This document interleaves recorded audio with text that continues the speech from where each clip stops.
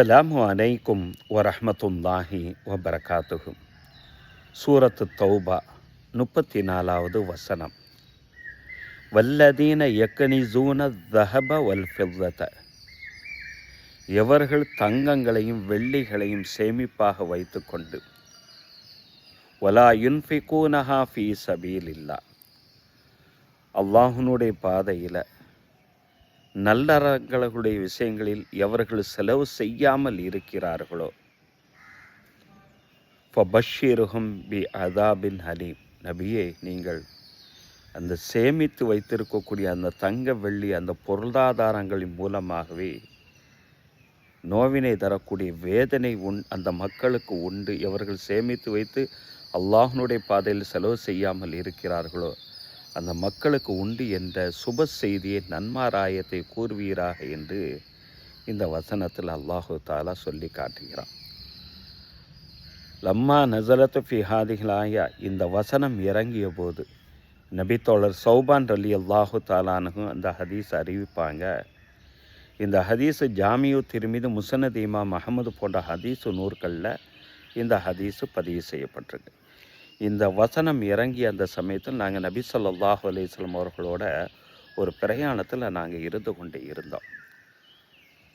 அப்போ நபி ஸல்லல்லாஹு அலைஹி வஸல்லம் அவர்கள் இந்த வசனத்தை எங்களுக்கு விளக்கி சொல்லி இந்த வசனத்தை ஓதியும் காட்டுறாங்க. அந்த நேரத்தில் எங்களில் இருக்கக்கூடிய தோழர்களில் சில தோழர்கள் நபி ஸல்லல்லாஹு அலைஹி வஸல்லம் அவர்கள்ட்ட இவ்வாறு கேட்குறாங்க, யா ரசூலல்லாஹ், இந்த தங்கம் வெள்ளிகளை பற்றி நீங்கள் எங்களுக்கு விளக்கி சொல்கிறீங்க, இதை விட சிறந்த செல்வங்கள் இருக்கும் என்று சொன்னால் அதை நாங்கள் அறிந்திருந்தால் அதனை நாங்கள் செல்வமாக எடுத்து கொண்டிருப்போமே, எங்களுக்கு அதனை நீங்கள் அறிவித்து தாருங்கள் என கேட்கக்கூடிய நேரத்தில் நபி ஸல்லல்லாஹு அலைஹி வஸல்லம் அற்புதமான ஒரு பதிலை சொல்கிறாங்க. ஒரு மனுஷனுக்கு இந்த உலகத்தில் கிடைக்கக்கூடிய செல்வங்களில் மிக சால சிறந்த ஒரு செல்வம் என்ன தெரியுமா? லிசானு ஸாக்கிர், இறைவனை நினைவு கூறக்கூடிய அந்த நாவு. அடுத்ததாக கல்புன் ஷாக்கிர், இறைவனுக்கு நன்றி செலுத்தக்கூடிய உள்ளங்கள், மனுஷனாக இருக்கட்டும் மற்ற இறைவனாக இருக்கட்டும், நன்றி செலுத்தக்கூடிய உள்ளம் படைத்த ஒவ்வொரு நபர்கள். மூன்றாவதாக சொன்னாங்க ஜௌஜத்து முஃமினா, இறை நம்பிக்கை உள்ள மனைவி.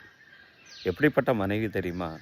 தொயினுஹு அலா ஈமானிஹி, அந்த கணவனுடைய இறை நம்பிக்கை சம்பந்தப்பட்ட அந்த விஷயங்களுக்கு எந்த விதமான தடைகளும் இல்லாமல் எல்லா விதத்திலும் உதவி ஒத்தாசை செய்து கொண்டு இருக்கிறாள் அல்லவா, அப்படிப்பட்ட மனைவியை பெற்ற கணவர் என்றார்கள் நபி ஸல்லல்லாஹு அலைஹி வஸல்லம்.